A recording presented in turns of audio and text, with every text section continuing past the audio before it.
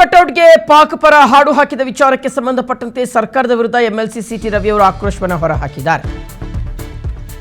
ಟಿಪ್ಪು ಕಟೌಟ್ಗೆ ಪಾಕಿಸ್ತಾನ ಪರ ಹಾಡು ಹಾಕಿದ ವಿಚಾರಕ್ಕೆ ಸಂಬಂಧಪಟ್ಟಂತೆ ಸರ್ಕಾರದ ವಿರುದ್ಧ ಎಂಎಲ್ಸಿ ಸಿಟಿ ರವಿ ಅವರು ಆಕ್ರೋಶವನ್ನು ಹೊರಹಾಕಿದ್ದಾರೆ.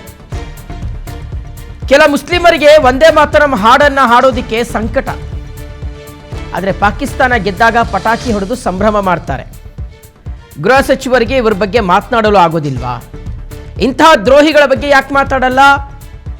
ದೇಶದ್ರೋಹಿ ಹಾಡನ್ನ ಹಾಕಿದವರು ದೇಶದ್ರೋಹಿಗಳು, ಇವ್ರ ಮೇಲೆ ದೇಶದ್ರೋಹದ ಕೇಸನ್ನು ಹಾಕಿ ತನಿಖೆ ಮಾಡಬೇಕು ಅಂತ ಸಿಟಿ ರವಿ ಅವರು ಆಗ್ರಹಿಸಿದ್ದಾರೆ.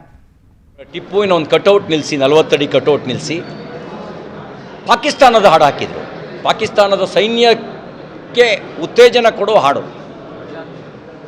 ಇಲ್ಲಿರೋ ಸಾಬ್ರುಗಳಿಗೆ, ಕೆಲವರಿಗೆ, ಎಲ್ಲರಿಗೂ ನಾನು ಹೇಳಲ್ಲ, ಒಂದೇ ಮಾತ್ರ ಹೇಳಕ್ಕೆ ಸಂಕಟ. ಅವರಿಗೆ ತಾಯಿ ನಿನಗೆ ವಂದಿಸುವೆ ಅಂತ, ಮಾತೃಭೂಮಿಗೆ ವಂದಿಸುವಂತ ಒಂದೇ ಮಾತ್ರ ಹೇಳೋದಕ್ಕೆ ಸಂಕಟ,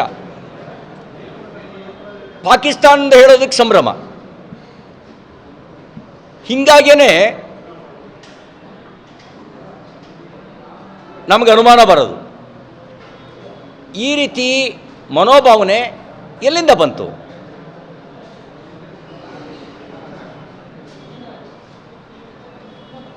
ಅದಕ್ಕೆ ಕಾರಣ ಏನು? ಎಲ್ಲಿ ಇವರೆಲ್ಲ ಟ್ರೈನಿಂಗ್ ಪಡೆದಿದ್ದಾರೆ?